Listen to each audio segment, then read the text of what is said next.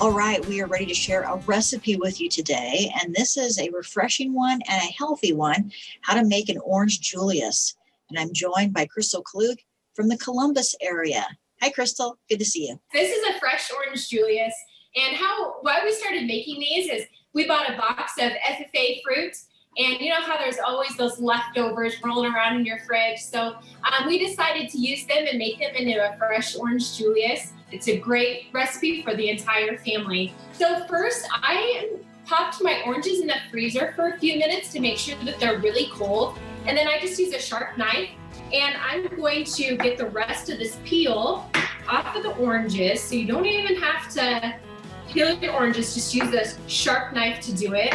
And then I'm going to get out any remaining of the white part of the orange. Toss that into the blender. I have my daughter with me. Gentry, do you want to put in the ice? We're going to add 2 cups of ice. And we're also going to add about 1/3 cup of milk. I'm a mom. I love how nutrient dense milk is. But if you have lactose issues in your household, you can always use a milk alternative.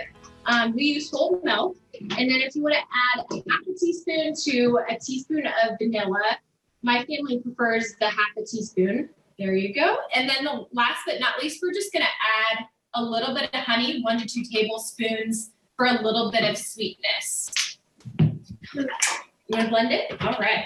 So we're going to pop our lid on, and then we're going to blend. And now what you have is, it's like a smoothie. It's really frothy, and it's really delicious. This would be great for the morning, for breakfast, or even an afternoon snack when the kids get home from school.